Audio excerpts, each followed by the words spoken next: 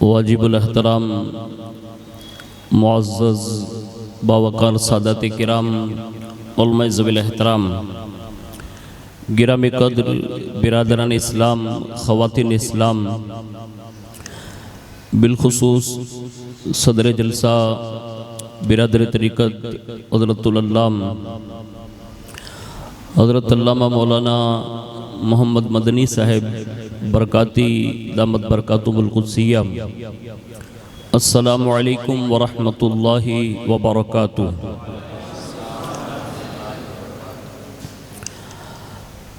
अल्हम्दुलिल्लाहि रब्बिल आलमीन वल आक़िबतु लिल मुत्तक़ीन वस्सलातु वस्सलामु अला सय्यिदिल अंबिया वल मुरसलीन व अला आलिहि व अस्हाबिहि व अज़वाजिहि व ज़ुर्रिय्यातिहि व अहल बैतिहि व इब्निहिल गौसिल अअज़मिल जीलानी व मुईनिल मिल्लति वद्दीन व शैखिल इस्लामी वल मुस्लिमीन अअलल हज़रतिल इमाम अहमद रज़ा व अला इबादिल्लाहि स्सालिहीन अजमईन अम्मा बाद। फ़अऊज़ु बिल्लाहि मिनश शैतानिर रजीम बिस्मिल्लाहिर रहमानिर रहीम। मन खशियर रहमान बिल गैब व जाअ बिक़ल्बिन मुनीब व क़ाल इन्नमा तुंज़िरु मन इत्तबअ ज़िक्र व खशियर रहमान बिल गैब फ़बश्शिरहु बिमग़फ़िरतिन व अजरिन करीम।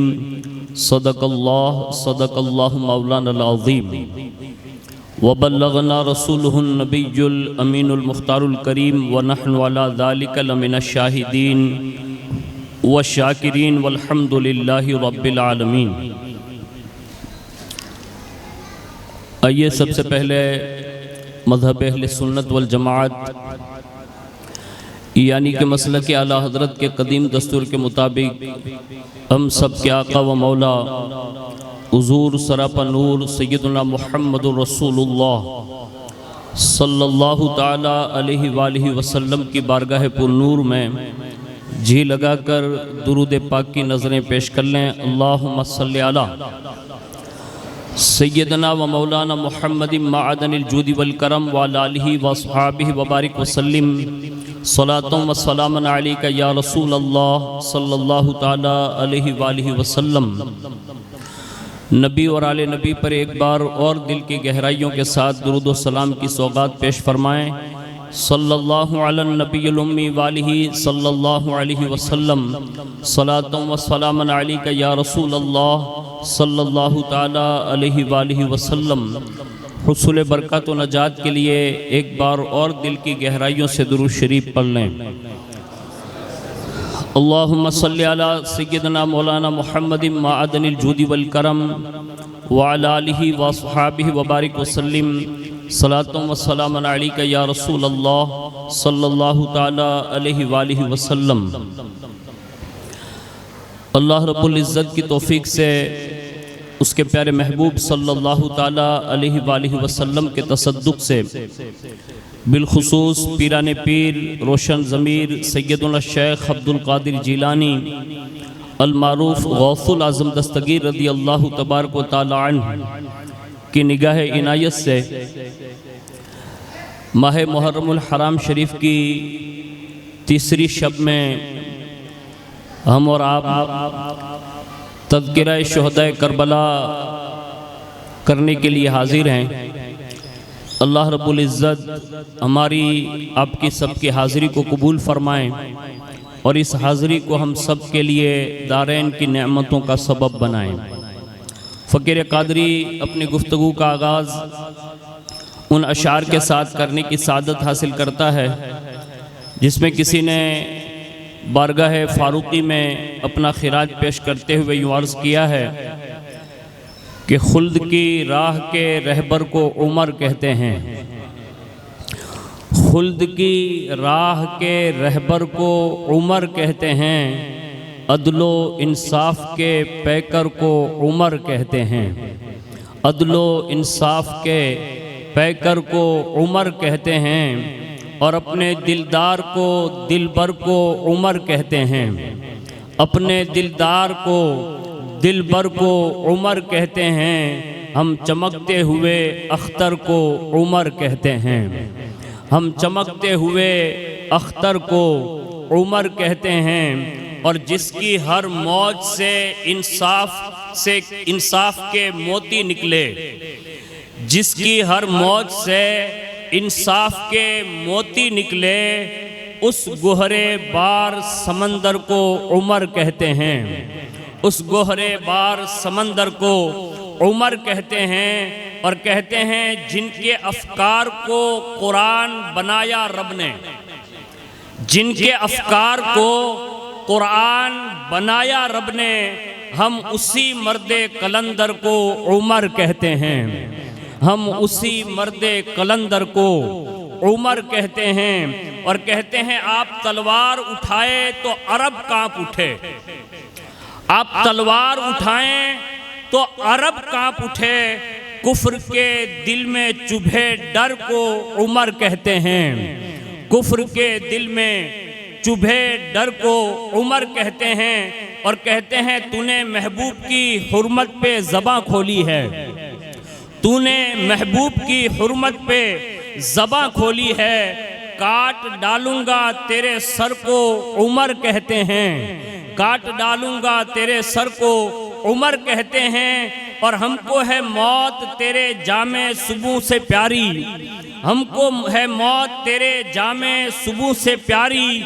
दन दनाते हुए लश्कर को उमर कहते हैं, दन दनाते हुए लश्कर को उमर कहते हैं। और कहते हैं जंग में कुफ्रो तागूत के सर पर साकिब, जंग में कुफ्रो तागूत के सर पर साकिब, तेज चलते हुए खंजर को उमर कहते हैं, तेज चलते हुए खंजर को उमर कहते हैं। एक बार बड़ी मोहब्बत से दुरूद शरीफ पेश कर लें। अल्लाहुम्मा सल्ली अला सैयदना व मौलाना मुहम्मद मादनिल जुदी वल करम व अला आलिहि व अस्हाबिहि व बारिक व सल्लिम सलातो व सलाम अलैका या रसूल अल्लाह सल्लल्लाहु ताला अलैहि व आलिहि व सल्लम।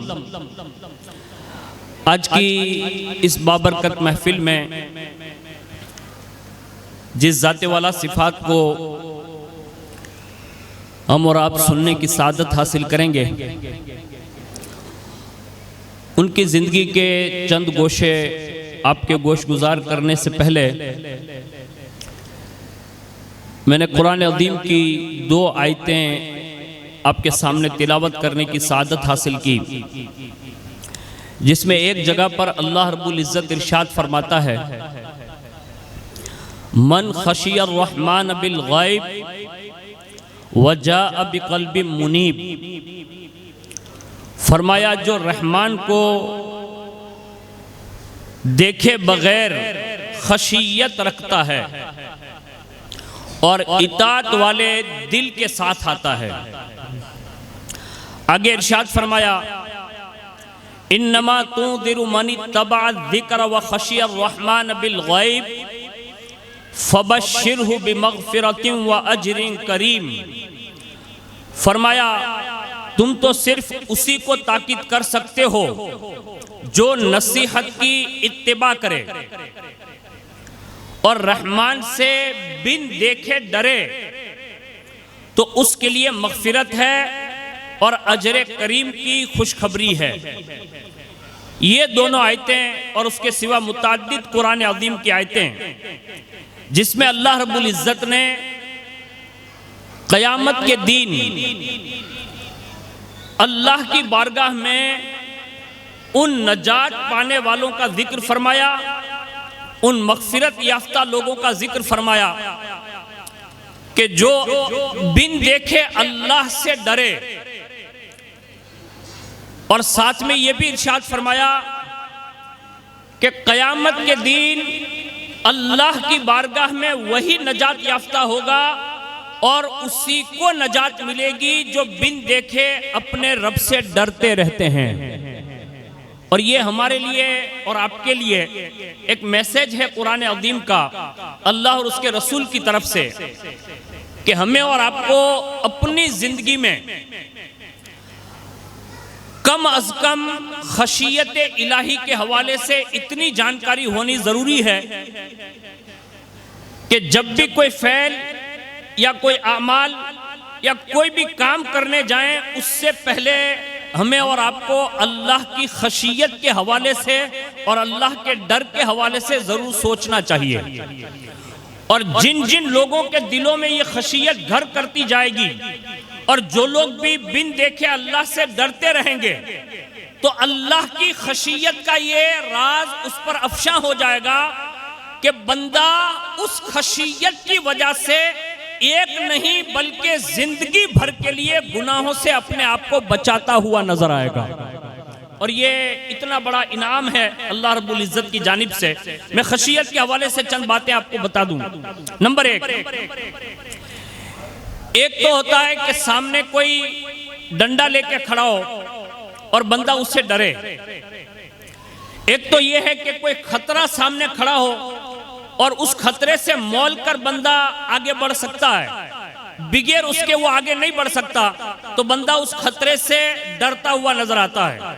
उसकी सादा सी मिसाल यूं भी समझाई जा सकती है कि मिसाल के तौर पर किसी मकान या किसी रूम के अंदर आपको जगह दी, पनाह दी, और पनाह देते हुए एक मर्तबा दुरूद शरीफ पढ़ लें।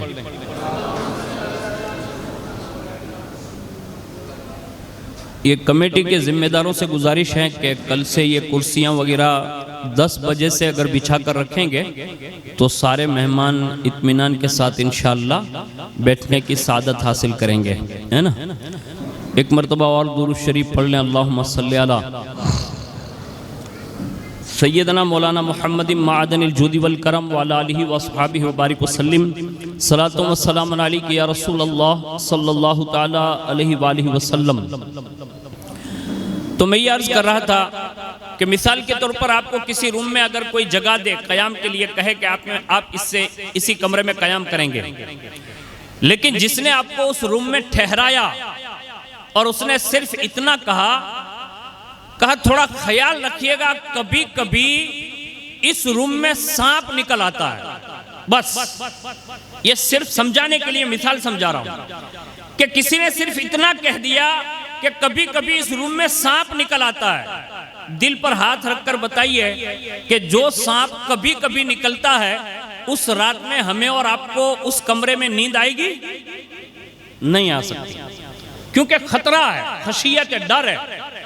तो जैसे एक मूजी जानवर के ताल्लुक से सुनने के बाद बंदा खौफजदा हो जाता है, डर पैदा हो जाता है, बिला तशबीह और तमसील के सांप निकले ना निकले ये शक है, कोई गारंटी नहीं है।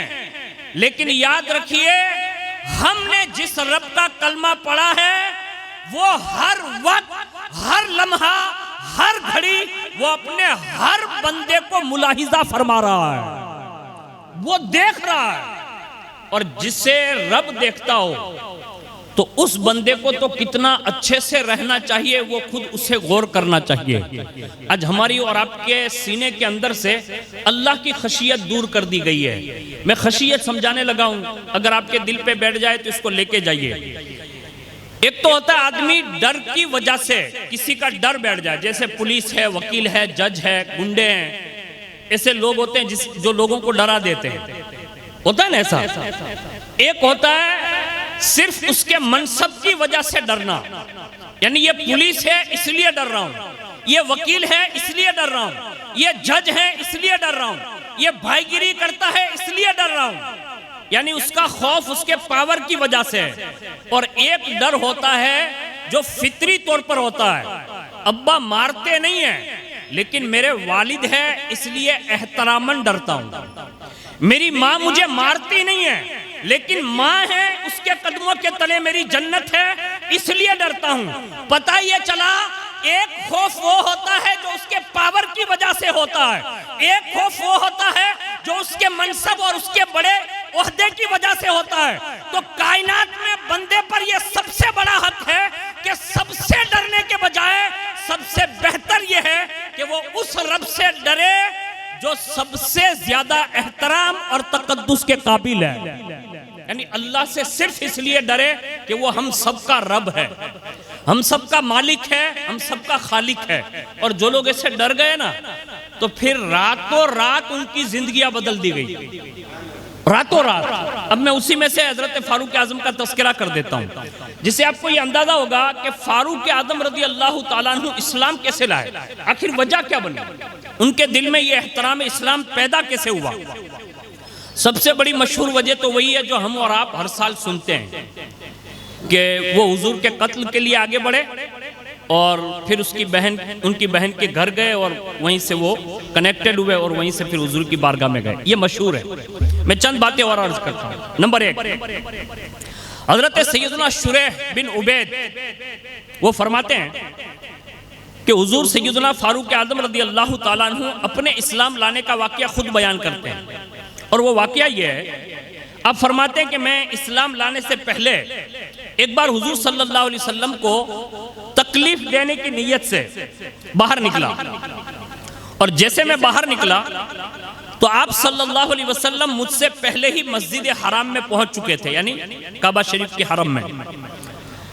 वहां आप नमाज में मसरूफ थे। मैं आप सल्लल्लाहु अलैहि वसल्लम के पीछे खड़ा हो गया, यानी इरादा यही था कि तकलीफ दूंगा। लेकिन जैसे मैं आपके पीछे खड़ा हुआ तो आपने उस वक्त सूरे हाक़ा की तिलावत शुरू फरमाई, और आप फरमाते हैं कि कुरान शरीफ की तिलावत को सुनकर मैं दंग रह गया, यानी उस कलाम में इतना असर था, यानी अल्लाह के कलाम में, कुरान अज़ीम में इतना असर था कि मैं दंग रह गया। और फिर कहते हैं फारूक आजम कि मैं सोचने लगा कि कुरैश सच कहते हैं कि वाकई शायर है माज़अल्लाह, यानी आपने ये सोचा। बस अभी आप ये सोच ही रहे थे कि फरमाते हैं उसी वक्त हुजूर ने ऐन नमाज में सूरे हक्का की आयत पढ़ी, इन्नहु लक़ौलु रसूलिन करीम वमा हुआ बिक़ौलि शायर क़लीलन मा तुमिनून। बेशक ये कुरान एक करम वाले रसूल से बातें हैं, वो किसी शायर की बात नहीं, कितना कम यकीन रखते हो। अब फरमाते हैं कि जो मेरी सोच थी उसकी मुखालिफत में हुजूर ने 2 आयतें पढ़ी, तो मैंने सोचा ये शायर नहीं लगते हैं, यानी ये सोच आई थी उसी वक्त, वो सोच बदल दी।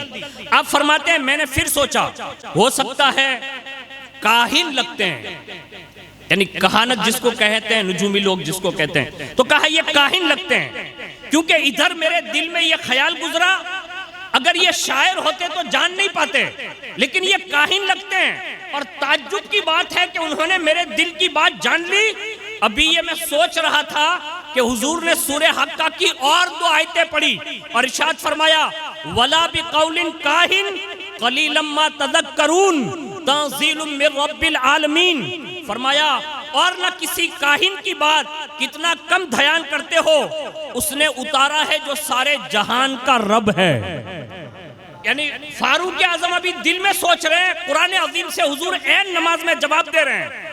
फारूक आजम फरमाते हैं उन दोनों आयतों का इतना असर हुआ कि उसी लम्हे अल्लाह ने मेरे दिल में इस्लाम की मोहब्बत पैदा फरमा दी। ये एहतराम इस्लाम हुजूर की नमाज से, कुरान सुनने की वजह से पहली बार फारूक आजम फरमाते हैं कि मेरे दिल में इस्लाम की मोहब्बत ने घर किया। दूसरा मसला सुनिए, दूसरी बार कैसा वाकया पेश आया। अब खुद फरमाते हैं कि अबू जहल ने ऐलान किया कि कबीला कुरैश मोहम्मद बिन अब्दुल्ला हमारे दिन को बातिल और हमारे माबूदों को मरदूद ठहराते हैं। जो आदमी माज़अल्लाह उसे कत्ल कर दे उसे मैं 100 ऊंट सुर्ख दूंगा और 1000 औकिया चांदी, जिसका हर औकिया 40 दिरहम का होगा, बतौर इनाम उसे पेश करूंगा। ये अबू जहल ने ऐलान करवाया था। फारूक आजम फरमाते हैं जैसे मैंने ये सुना तो मैंने हाथ में नंगी तलवार ले ली, यानी खुली तलवार, और हुजूर सल्लल्लाहु अलैहि वसल्लम को शहीद करने के इरादे से मैं बाहर निकला। लेकिन आप फरमाते हैं जैसे मैं रास्ते में जा रहा था तो मैंने देखा कि कुछ लोग एक बछड़े को ज़बा कर रहे हैं उस जमाने के एतबार से। बस अभी वो बछड़े को ज़बा करना ही चाहते थे कि बछड़े की जबान से चंद कलमात निकले और उस बछड़े ने ये कहा, ए आले ज़री, एक आदमी पुकार पुकार कर ला इलाहा इल्लल्लाह मुहम्मदुर रसूलुल्लाह की शहादत की दावत दे रहा है। यानी ये कौन बोला? ये जानवर। फारूक आजम फरमाते हैं कि उसी बछड़े की उस आवाज ने मेरे दिल पर जो है असर किया और अल्लाह ने उसी वक्त मेरे दिल में इस्लाम की मोहब्बत पैदा फरमा दी।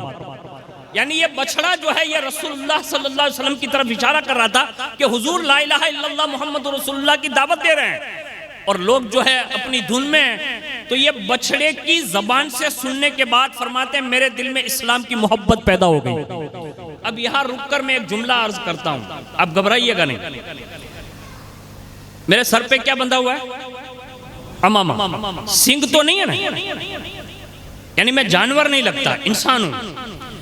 ये उमर बिन खत्ताब है जो जानवर की जबान से दावत सुनते हैं और उनके दिल में अल्लाह इस्लाम की मोहब्बत पैदा फरमा देता है। तो आप इतने सारे लोग आते हैं और लोग बाहर निकलकर ये कहे कि यार ये बरकाती, क्या हजारों बरकाती बुला लो तो भी गोंडल के लोग सुधरने वाले नहीं है। तो उसका जवाब आहिस्ता से ये देना कि बरकाती सुधारने की ताकत लेकर नहीं आता, उसका तो काम है खाली पहुंचा देना। सुधारना और इस्लाम की मोहब्बत पैदा करना ये अल्लाह की कुदरत का काम है। यानी जब जानवर की जबान से उमर बिन खत्ताब ये सुन ले तो अल्लाह उसके दिल में मोहब्बत पैदा कर दे। तो क्या मैं गुलाम फारूक आजम बनकर अच्छी बातें बताऊंगा तो अल्लाह तुम्हारे दिल में इस्लाम की मोहब्बत पैदा ना फरमाएगा? जरूर फरमाएगा। ये शर्त है। हमारे पास बर्तन है ना, उसको थोड़ा सीधा रखने की जरूरत है। हम लोग क्या करते हैं? ऐसे रखते हैं। ये बर्तन अगर आप बाहर दो बर्तन डाल दो और उसको एक को उल्टा रखो और एक को सीधा रखो तो भरेगा कौन? जो सीधा होगा। बिला तशबीह और तमसील जब हमारा दिल ये तय करके मजलिस में आएगा कि आज जो भी सुनूंगा ना हत्तल वुसात ये कोशिश करूंगा कि उनमें से किसी एक बात पर अमल जरूर करूंगा। अगर ये नीयतें लेकर आओगे ना तो अल्लाह ताला फारूक आजम के फैजान से तुम्हारे दिल में भी इस्लाम की सच्ची मोहब्बत पैदा फरमा देगा। आगे सुनिए तीसरा मरहला। फिर फरमाते हैं उस बछड़े का कलाम सुनकर जब आप आगे बढ़े, यानी वहां से वो वाक्य पेश आया, उससे आगे बढ़े तो देखा कि एक बंदा है जो बकरी को चरा रहा। तो उसी वक्त उसके पास जब मैं पहुंचा जो बकरी चरा रहा था तो गैब से कुछ अशआर की आवाज आई और उन अशआर में रसूलुल्लाह सल्लल्लाहु अलैहि वसल्लम की दावत के हवाले से और हुजूर के हवाले से बहस थी। और उसका तर्जमा यह था, फारूक आजम फरमाते हैं कि वो अशआर जो आ रहे थे वो अशआर का तर्जमा यह था, यकीनन तिहामा और शाम के रहने वालों पर यह बात वाज़े हो चुकी है, यानी कि मोहम्मद सल्लल्लाहु अलैहि वसल्लम सच्चे नबी और सारी मखलूकात के सरदार हैं। ये पहले शेर का तर्जमा। दूसरा फरमाया, कहा मोहम्मद सल्लल्लाहु अलैहि वसल्लम की जात तो इतनी मुकर्रम और मोहतरम है कि रहमान ने उन्हें इमाम का लक़ब अता फरमाकर इज्जत और इकराम से सरफराज फरमाया है। ये दूसरा शेर। तीसरा शेर फरमाते हैं कि आप सल्लल्लाहु अलैहि वसल्लम नमाज और रोजे का हुक्म इरशाद फरमाते हैं क्योंकि आप शिर्क के मुकाबिल इस्लाम जैसी नेमत लेकर आए हैं। चौथे शेर का मतलब यह था कि आप सल्लल्लाहु अलैहि वसल्लम नेकी और सिला रहमी का हुक्म इरशाद फरमाते हैं और लोगों को बूतों की पूजा से रोकते हैं। ये चार अशार फारूक आजम फरमाते हैं कि उस बकरी चराने वाले के करीब से जब मैं गुजरा ना तो ये गायबाना तौर पर ये मैंने अशार सुने और आप फरमाते हैं ये अशार सुनते सुनते अल्लाह ने मेरे दिल में इस्लाम की मोहब्बत पैदा फरमा दी। पता ये चला कि कुछ नातें भी ऐसी है कि जिसको सुनते सुनते अल्लाह बंदों के दिलों में इस्लाम और बानिए इस्लाम की मोहब्बत पैदा फरमा देता है। हम इतने सारे लोग आए हैं, मैं भी आया हूं, आप भी आए हैं। मैंने आज सुबह से हजरत शाम तक एक भी नात शरीफ नहीं सुनी। मैं अपनी बात बता रहा हूं। आपने सुनी? किसी ने नहीं सुनी, नहीं सुन पाते हैं। मैंने अपना पहले बताया ना, तज्जिया अपना किया, मैं नहीं बता पाया। लेकिन हाँ, मैंने आज फारूक आजम के हवाले से बहुत सारी किताबें देखी। उसमें कुछ अशार देखे जो अभी मैंने पढ़ के सुनाए, कुछ अशार वो है जो मैंने शुरुआत में सुनाए। तो ये मेरा पढ़ना हुआ, सुनना नहीं हुआ। तो हमें और आपको आज इसी इमाम हुसैन की मजलिस में ये तय करके जाना है कि हम अपने घर में खुद भी एक नात सुनेंगे और इंशाअल्लाह अपने बच्चों को भी नाते सुनने का आदी बनाएंगे। अब आप कहेंगे कि बरकती ये कहां से नुस्खा ले आया कि नाते सुनने और पढ़ने और कहने से भी हुजूर की मोहब्बत पैदा होती है। मैं कहता हूं आज भी आला हजरत को असली नाम से कोई नहीं जानता। हालांकि आला हजरत के 5 नाम हैं। कितने नाम है? 5 नाम है, लेकिन 5 नामों में सब मशहूर नहीं है। ये जो लफ्ज़ अहमद रजा जिसको हम कहते हैं ना, ये असली नाम नहीं है। यानी 5 नामों में एक असली नाम है और उसके सिवा ये सारे किसी ना किसी ने मतलब पुकारा था, इसी नाम से मशहूर है। लेकिन उनके अलकाबात में एक लक़ब बड़ा मशहूर है और वो है इमाम इश्क व मोहब्बत, यानी इश्क और मोहब्बत का इमाम। तो ये क्यों है? इसलिए कि उन्होंने जिंदगी भर हदाई के बख्शिश के कलाम कहे, लोगों को पेश किए, लोगों ने पढ़े और सुने और आज तक सुने जाते हैं। मैं कहता हूं अगर बरेली का कलंदर एक किताब हदाई के बख्शिश के कलाम लिखे, दुनिया उससे इमाम इश्क व मोहब्बत कहती है। और आज अगर उसको कोई पढ़ दे तो मैं आप बरकातियों के ज़िम्न में और आप बरकातियों के बीच में ये बात कहूंगा तो आपको और लज्जत आएगी कि यही हदाई के बख्शिश अगर करीब के मुल्क का एक बंदा जिसे दुनिया उवैस कादरी कहती है, अगर वो हिफ्ज कर ले तो मारे हरामे उससे सोने या चांदी से तोला जाता है। ये इस बात की निशानी है। पता ये चला जो जितना हुजूर से करीब होना चाहे, आला हजरत से किसी ने सवाल किया हुजूर का इश्क अगर ज्यादा करना हो और पैदा करना हो तो क्या करना चाहिए? तो फरमाया किसी अच्छे खूबसूरत आवाज वाले नात खां से हुजूर की नातें सुननी चाहिए। यानी हुजूर की नातों के जरिए भी हुजूर का इश्क पैदा होता है। इसलिए मैंने ये ज़िम्नन आपके सामने ये बात रख दी। और अगर कोई लिखने वाला मिल जाए तो सोने पे सुहागा है। अगर वो लिखता है, जैसे एक बहुत बड़ी शख्सियत है दुनिया में जिससे हजरत सैयदना इमाम बूसैरी का नाम दिया जाता है, जिन्होंने कसीदा बुर्दा शरीफ लिखा। कसीदा बुर्दा शरीफ लिखने की वजह से रसूलुल्लाह ने उन्हें अपने दीदार से माला माल फरमाया। एक आशिक सादिक बहुत ही करीब के बुजुर्ग हैं, आपने सुना होगा, हजरत सैयदना शेख सादी।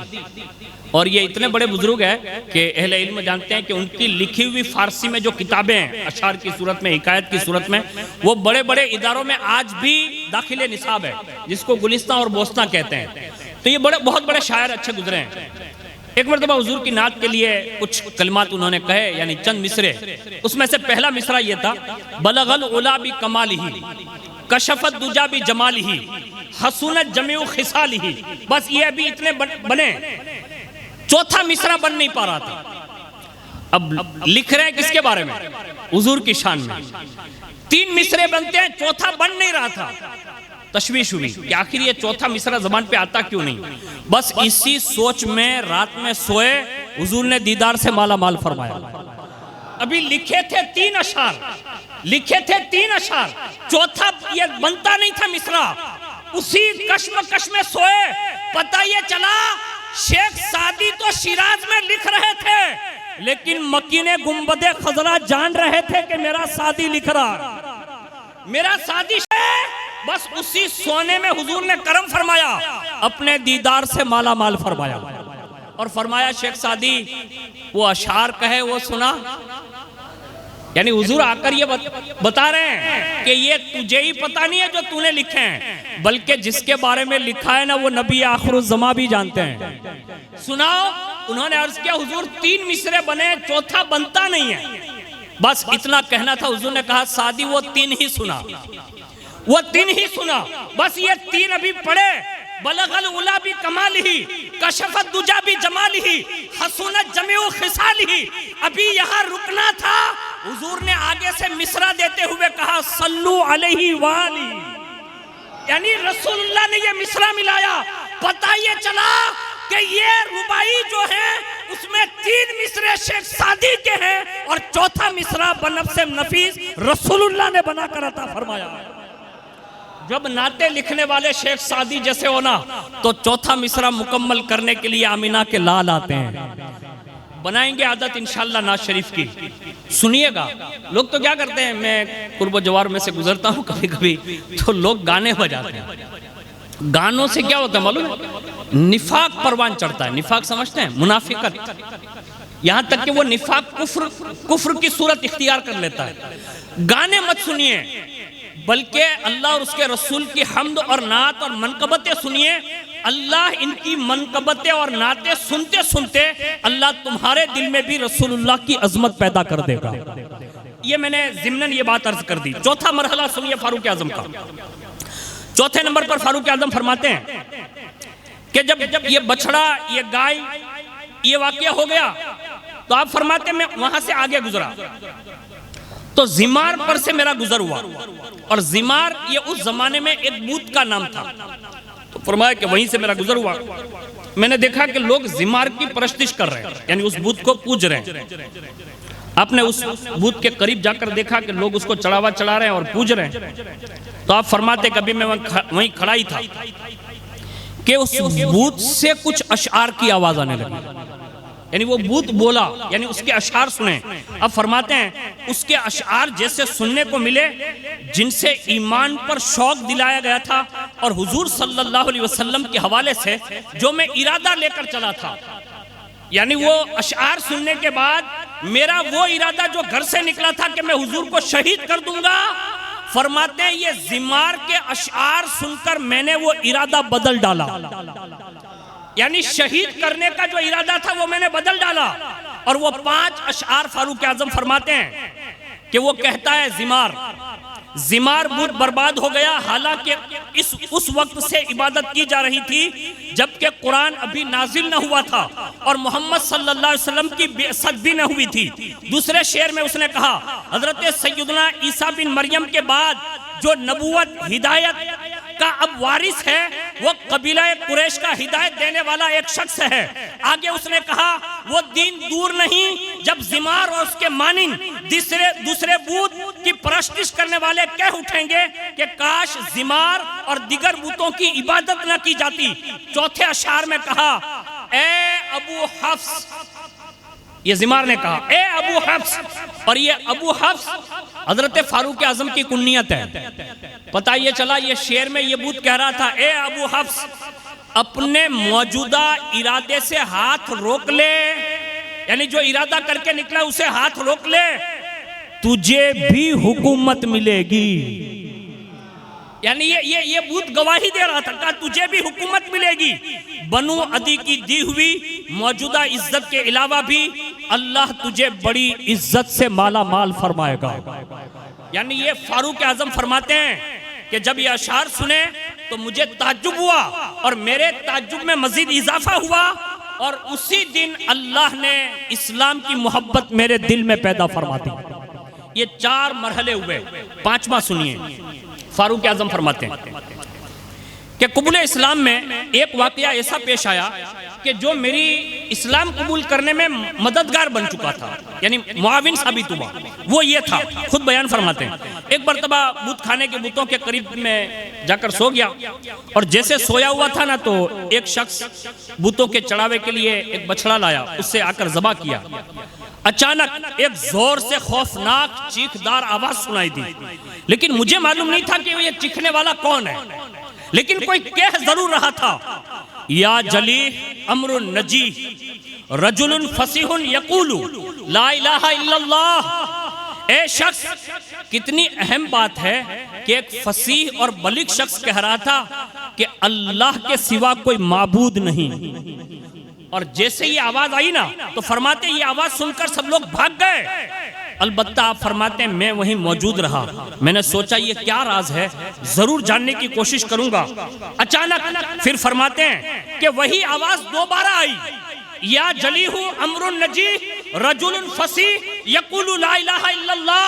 ए शख्स, कितनी अहम बात है कि एक शख्स फसी और बलीग जबान में कह रहा है कि अल्लाह के सिवा कोई माबूद नहीं है। फारूक आजम फरमाते हैं बाद में मालूम हुआ कि ये जो बूत कह रहा था ये किसी और के ताल्लुक से नहीं, ये रसूलुल्लाह के हवाले से कह रहा था कि हुजूर है जो ला इलाहा इल्लल्लाह की दावत पेश कर रहे हैं। अब फरमाते हैं कि उस वाक़ये के बाद सिर्फ मोहब्बत बाकी न रही, बल्कि इस वाक़ये ने इतनी मदद कर दी कि अब मैं इस्लाम की तरफ राग़िब हो गया। यानी ये वाकया बना 5 मरतबा कि जिसकी बुनियाद पर मुझे इस्लाम की तरफ जाने का मौका मिला। आप और हम भी अपनी जिंदगी में बहुत सारे मौके ऐसे देखते हैं, लेकिन वो वक्ती तौर पर रहते हैं, उसके बाद हम भूल जाते हैं। मिसाल के तौर पर, अल्लाह ना करे, किसी के लिए अल्लाह ना करे, कोई हादसा अगर हमारे साथ हो जाता है तो हम लोग उस दिन तौबा कर लेते हैं और ये तौबा करते हैं कि अल्लाह इसमें से अच्छा कर देना तो जिंदगी भर तेरी फर्मा बरदारी करूंगा। ऐसा करते हैं ना, होता है ऐसा। मिसाल के तौर पर किसी की गाड़ी पकड़ी गई, गाड़ी पकड़ने का मतलब ये नहीं कि खाली रोड पे जा रहे थे ये पकड़ी गई, यहाँ जो दारू की उतारते हैं वो पकड़ी गई, वो कह रहा हूँ। और गोंडल में तो बड़ी तेजी से लोग उतार रहे हैं। कोशिश कीजिएगा, पुलिस की मार तो बहुत कम है। शराब के मामले में अगर तुम्हें पता चल जाए ना कि शराब कितनी बड़ी नहुसत वाली शय है, तो शायद आप खुद ही इसके खिलाफ आवाज बुलंद करना सीख जाएंगे। ये कोई मेरा मनसब नहीं है कि मैं आपके सामने बयान करूं, लेकिन मैं हकीकत बता रहा हूं। कुरान और हदीस ने जितनी बुराइयां बयान की है, उन तमाम बुराइयों की मां अगर किसी को कहा है ना, तो वो शराब को कहा है।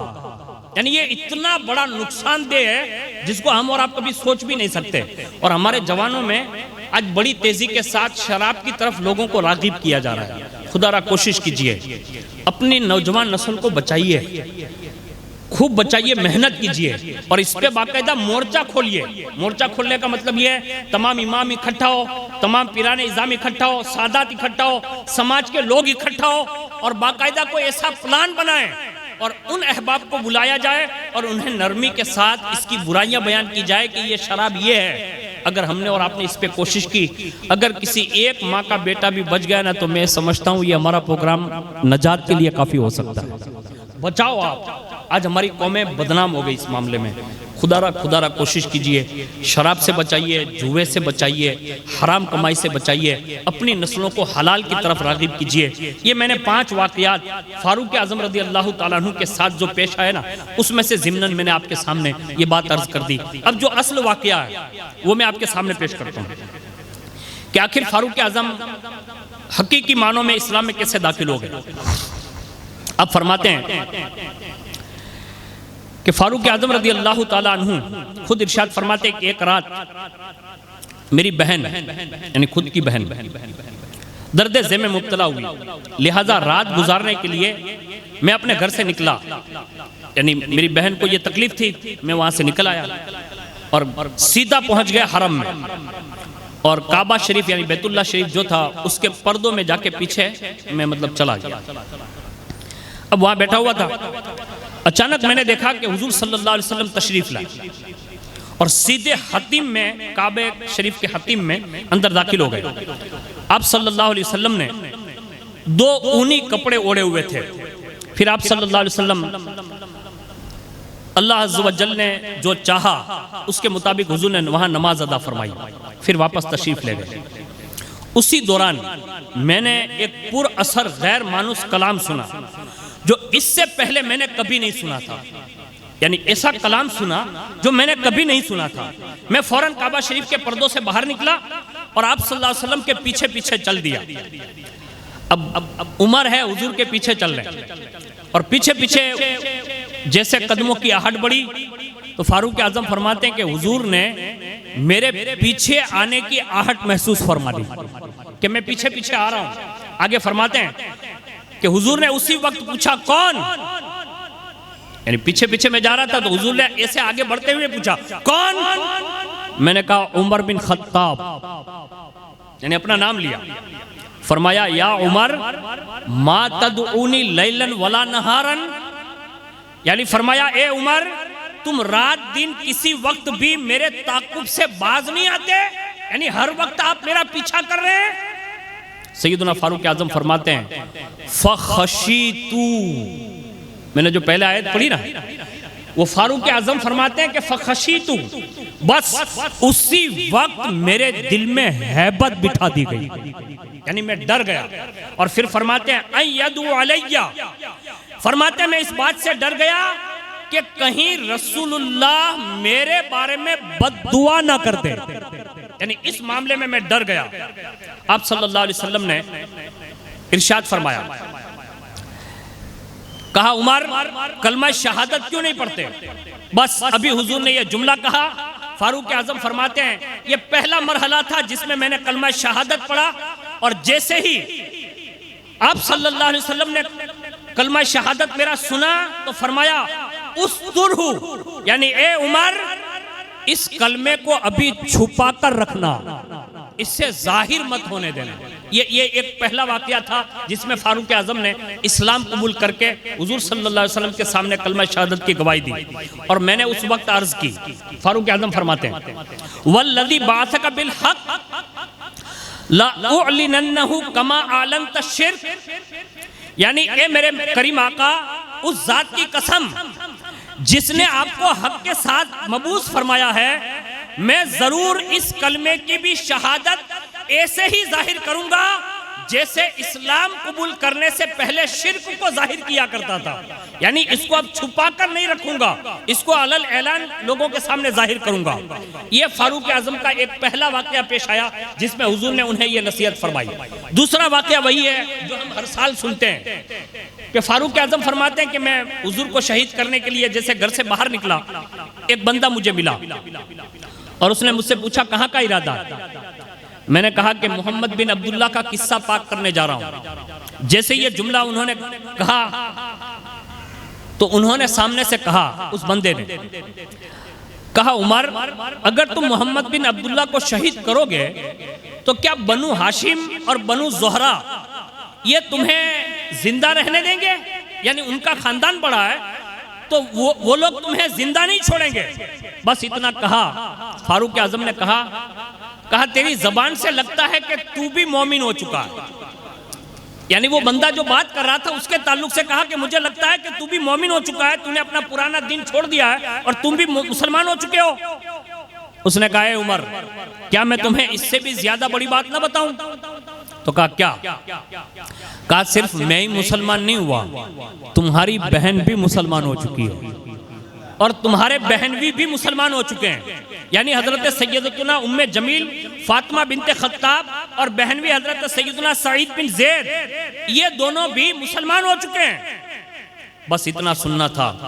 तो अब जाहिर सी बात है कि जा रहे थे हुजूर की तरफ शहीद करने और इस्लाम के बानी को खत्म करने, और जब ये सुना ना कि इनका दीन तो मेरे घर में भी पहुंच चुका है तो और ज्यादा तेश में आ गए, यानी जलाल में आ गए।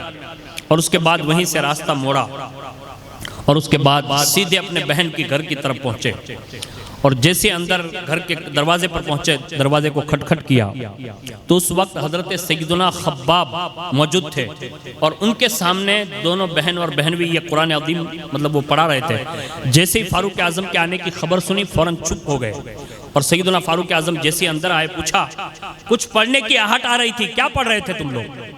दोनों ने जवाब दिया हमारे माबैन तो कोई गुफ्तगू नहीं हुई। आपने फरमाया मुझे लगता है कि तुम दोनों, यानी बहन और बहनवी से कहा, तुम दोनों दिन छोड़ चुके हो। आपके बहनवी बोले क्या हक तुम्हारे अकीदे के बरखिलाफ नहीं है? ये सुनते ही आपने बहनवी पर मारना शुरू किया, मतलब झपट पड़े, खूब मारा। आपकी बहन गजबनाक होकर बोली ए उमर हक वो नहीं है जो तुम्हारा अकीदा है, सुन लो हमारा ऐलान ये है अशहदु अल्ला इलाहा इल्लल्लाह व अशहदु अन्ना सय्यदना मुहम्मदन अब्दुहु व रसूलुहु। यानी तुम जिन्हें मानते हो वो हक नहीं है, हक वही है जिसकी गवाही तुम्हारी बहन दे रही है। यानी हक का ऐलान उमर बिन खत्ताब के सामने करना ये अपनी गर्दन मार देने के मुतरादिफ था, लेकिन रसूलुल्लाह के कलमे ने एक खातून को भी ये जुर्रत अता फरमा दी कि उन्होंने भी उमर बिन खत्ताब के सामने अपना कलमा जाहिर कर दिया। यानी फरमाया मैंने वो कलमा पढ़ लिया, हमने वो दीन अपना लिया। बस इतना सुनना था। तो पूछा, कहा बहन ये जो किताब तुम लोग पढ़ रहे थे वो मुझे दिखाओ, मैं भी देखूं कि ये कौन सी किताब है, मैं पढ़ना चाहता हूं। बहन ने कहा उमर ये वो किताब है जिससे सिर्फ पाक लोग ही पढ़ सकते हैं, यानी कुरान, उसको सिर्फ पाक लोग ही पढ़ सकते हैं। तुम वुजू या गुस्ल करो फिर उसे पढ़ो। आपने उठकर वुजू किया, फिर उनके सामने वो औराक पेश किए गए। उस जमाने में तो वो कुरान न था जो आज हमारे पास है, लेकिन वो औराक पेश किए गए और जैसे ही कुरान अज़ीम पेश किया गया तो सामने सूरह ताहा नजर आई। यानी कुरान अज़ीम की बहुत अहम सूरत है। मेरी बहनों से मेरी गुजारिश है कि बच्चियां हमारी जवान हो रही है, रिश्ते नहीं आते होते हैं ना अक्सर।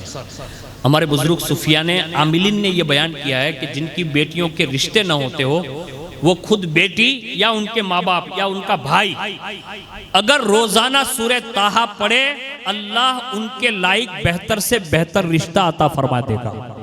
ये सूरह ताहा का असर है। लेकिन सूरह ताहा जब फारूक आजम रज़ी अल्लाह तआला अन्हु के सामने आई और आपने जैसे कुरान पाक पढ़ते हुए आपने उसकी तिलावत शुरू फरमाई, आप फरमाते वो ताहा पढ़ रहा था, ऐसा लग रहा था कुफ्र कट रहा था, इस्लाम जगह बना रहा था।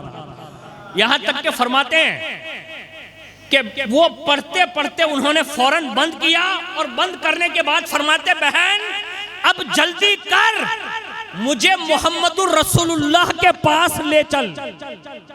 यानी सूरह ताहा ने उमर बिन खत्ताब जैसे जलीलुल कद्र और जय्यत बंदे के दिल को मोम किया और उसी वक्त मोहम्मदुर रसूलुल्लाह की दहलीज तक पहुंचाने का इंतजाम फरमाया। ये सूरह ताहा का असर है। और फरमाया मुझे हुजूर के पास ले चलो। तो फरमाया उमर जाने से पहले एक बशारत सुने। कहा क्या?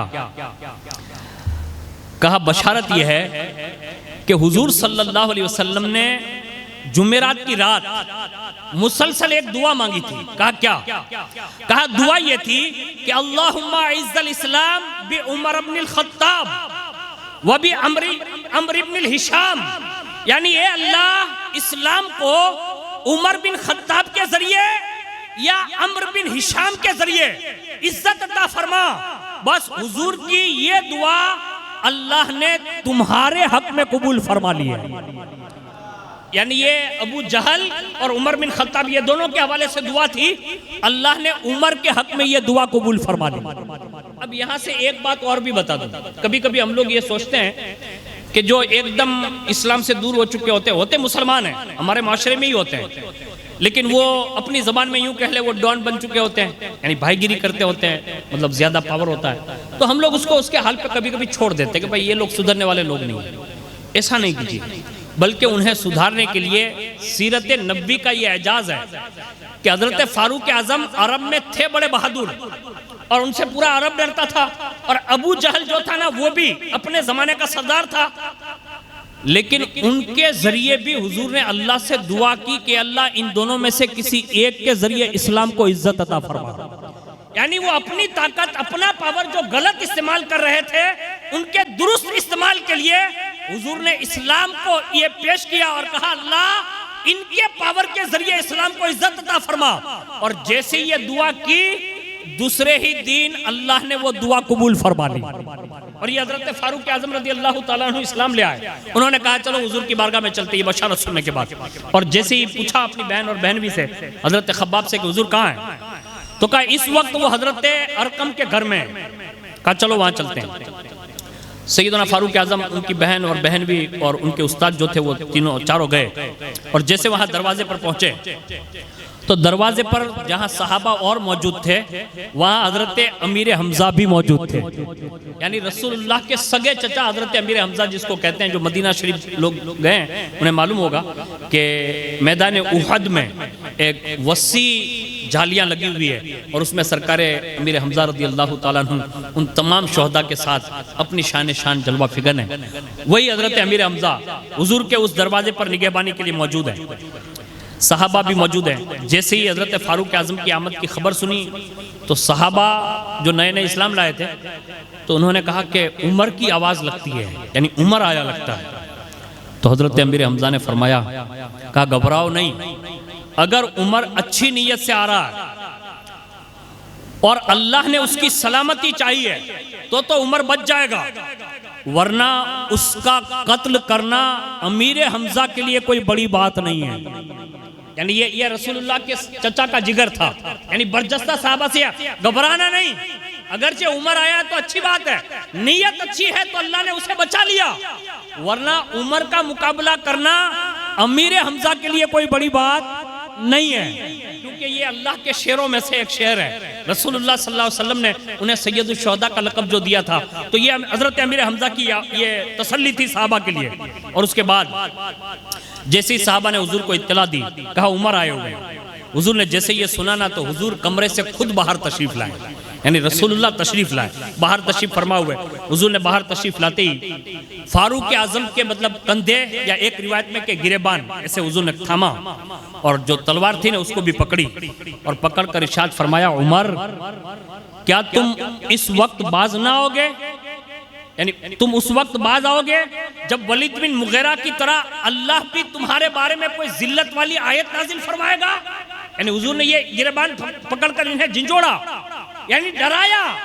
कहा क्या तुम उस वक्त इस्लाम लाओगे जब तुम्हारे बारे में भी कोई आयत नाजिल अल्लाह फरमा देगा। बस इतना कहने के बाद हुजूर ने दूसरा जुमला अल्लाह की बारगाह में दुआ की, अल्लाह उमर बिन खत्ताब को इस्लाम की दौलत अता फरमा। बस ये उनके सामने ये अल्फाज कहे, ए अल्लाह ये उमर बिन खत्ताब है, ए अल्लाह ये उमर बिन खत्ताब है, ए अल्लाह ये उमर बिन खत्ताब है, इनके जरिए से अल्लाह इस्लाम को इज्जत अता फरमा। फारूक आजम फरमाते हैं बस इतना सुना, हुजूर की ये दुआ मेरे दिल में घर करती है, और मैंने बेसाख्ता पुकारा, अशहदु अल्ला इलाहा इल्लल्लाह व अशहदु अन्ना मुहम्मदन अब्दुहु व रसूलुहु। यानी ये रसूलुल्लाह की बारगाह में उसी वक्त मोमिन हुए। अब ये जैसे मोमिन हुए ना, तो उमर बिन खत्ताब की ये शान है, अब तो इस्लाम ले आए। अब उससे पहले आपने सुना ना कि ये बात कही थी उन्होंने कि मैं इस्लाम को ऐसे ही जाहिर करूंगा जैसे मैं पहले शिर्क को जाहिर करता था। अभी ये इस्लाम कबूल किया, वही फारूक आजम ने अर्ज किया, कहा या रसूल अल्लाह आप हक पर हैं, कहा जो दीन लाए वो हक पर है, कहा आप पर जो कुरान उतर रहा है वो हक पर है, कहा जिस रब का आप कलमा पढ़वाते हैं क्या वो हक है, कहा जो जन्नत की बशारत देते वो हक है, कहा जिस दोज़ख से डराते हक है, कहा ये सारे ईमानियात बयान किए, और कहा या रसूल अल्लाह जब सब कुछ हक है तो फिर ये दीन छुप छुप कर नहीं फैलेगा, बल्कि अब ये अलल ऐलान फैलेगा। ये फारूक आजम की जुर्रत है। आज हमें और आपको भी फारूक आजम की इस जुर्रतमंदाना इस्लाम कबूल करने के वाक़ये के साथ आज हमें भी ये चाहिए कि हम भी अपना इस्लाम जाहिर करें। आप कहेंगे कि मौलाना गोंडल में तो आप देखिए ना, जाहिर तो है, जाहिर बतौरे नुमाइश नजर आता है, हमारे घर पे इस्लाम नहीं है। आप कहेंगे कि मौलाना ये क्या आपने बयान कर दिया। आसान कर देता हूँ, एकदम आसान। जैसे मैं जब अपनी बात बता दूं ना, ताकि आपको आसानी रहे। मिसाल के तौर पर मेरे 4 भाई, ठीक है। अब वो चारों भाई को अगर आप देखें तो आप मुझे कह सकते हैं कि मौलाना इनके चेहरे से इस्लाम नजर आता है या नहीं आता। यानी अगर दाढ़ी है तो आप कहेंगे कि इस्लाम है, टोपी है तो आप कहेंगे इस्लाम है। अगर मेरे भाई 5 वक्त के नमाजी हैं चारों, तो आप कहेंगे कि बरकाती साहब आपके घर में इस्लाम है। मेरे माँ बाप नमाजी हैं तो आप कहेंगे कि इस्लाम है। मेरी बीवी अगर पर्दा करती है तो आप कहेंगे इस्लाम है। मेरे बच्चे अगर कुरान की तिलावत करते हैं तो आप कहेंगे इस्लाम है। अगर ये चीजें न हो तो आप कहेंगे ना कि बरकाती साहब आपके घर में इस्लाम नहीं है। यही जवाब होगा ना आपका, बिला तशबीह और तमसील के। आज घर पे जाके ट्राई करना, अब्बा का नाम लिखना, मम्मी का नाम लिखना, भाइयों का नाम लिखना, बहनों का नाम लिखना, और सर्च करना उसी कॉपी में। नमाजी है ये टिक यस वाला यूं होता है, और नहीं है तो चौकड़ी। अब 10 मेंबर अगर घर में है तो देखिएगा कितनों में इस्लाम है। इस्लाम है ही यही, कलमा शहादत की गवाही देना, 5 वक्त की नमाज पढ़ना, माह रमजान के रोजे रखना, मालिक के निसाब है ज़कात देना, मालिक के इस्तिताअत है तो हज अदा करना, ये इस्लाम है। और इस्लाम के इस ज़िम्न में दाढ़ी रखना, टोपी पहनना, अमामा पहनना, इस्लामी लिबास पहनना, और बहनों के लिए शरई पर्दा और कुरान की तिलावत और 5 वक्त की उन पर भी नमाज है। ये ज़ाहिरी इस्लाम का एक खाका मैंने आपके सामने पेश किया। अगर हमारे घर में हैं तो हमें खुशबख्ती समझनी चाहिए कि अल्लाह ने हमारे घर में भी इस्लाम रखा है। और अगर सुबह में उठते ही हमारा हर भाई क्लीन शेव सजिया फिराता है तो समझना चाहिए कि अभी इसके चेहरे तक इस्लाम नहीं पहुंचा। हम उससे तंज नहीं करते, हम उससे ताने भी नहीं देते, हम उस पर कोई कमेंट भी नहीं करते, इतना जरूर कहते हैं उसके चेहरे तक इस्लाम नहीं पहुंचा। अगर आप पैंट टी शर्ट पहन के घूम रहे हैं तो ये नहीं कहेंगे कि आप मुसलमान नहीं है, इतना कहेंगे कि इस्लामी लिबास नहीं पहुंचा। अगर हमारी बहनें बाजारों में गर्दिश कर रही है, खुले बाल लेकर, नुमाइश लेकर, किसी की शादियों में जा रही है, मंगनियों में जा रही है, कहीं दरगाहों पर जा रही है या जुलूस में जा रही है, पर्दे में नहीं है, तो हम ये नहीं कहेंगे कि ये मुसलमान नहीं है, इतना जरूर कहेंगे इन तक इस्लाम का पर्दा नहीं पहुंचा, यानी बज़ाहिर ये मुसलमान नजर नहीं आती। कोशिश कीजिए, अपना हिसाब आप करते सीख जाएंगे तो खुद ब खुद हमारा घर इस्लामी माहौल में ढलता चला जाएगा। अब हमें और आपको फारूक आज़म रज़ी अल्लाह ताला अन्हु के जज्बात से ये सीखना चाहिए। दूसरा एक आखिरी बात बता देता हूँ जिससे आपको अंदाजा होगा कि अगर हकीकत में हम और आप ऐसा करने लगे, यानी इस्लाम लाकर हम इस्लाम को फॉलो करने लगे खुद के घर में और इस्लाम के कानून नाफिज करने लगे, तो मिलता क्या है? सादी सादी बात बता देता हूँ। शुरुआत में जब मैं पढ़ रहा था तो मेरे गांव में हम लोग संधी लोग हैं, 300 मकान है यहीं करीब में, पालीताना नाम सुना होगा आपने, जेसर महुआ, वहीं हम लोगों का गामड़ा है। कभी उधर जाना, बहुत सारे लोग हैं जो मेरे गांव को नाम से जानते हैं और गए भी हैं वहाँ, वैसा बोलते थे वो मुझे कि हम लोग वहाँ काम पे जाते थे। तो शुरुआत में जब मैं पढ़ता था तो मेरे वालिद साहब दाढ़ी नहीं रखते, यानी शुरुआत में। तो मेरे गाँव के एक आदमी ने, जो रिश्ते में दूर के मेरे मामू लगते थे, उन्होंने कहा मौलाना तमें मौलाना बनवानुं तो चालू कर्युं, तमारा बापू ने दाढ़ी केदी रखावशो?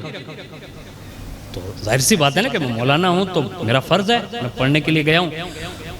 तो मैंने उनसे कहा वो तो है मेरे वालिद, अदब के दायरे में मैं कहूंगा जरूर, लेकिन आप मेरे साथ में ज्वाइंट होकर अगर ये दावत पेश करेंगे ना तो इसका असर दोहरा पड़ेगा।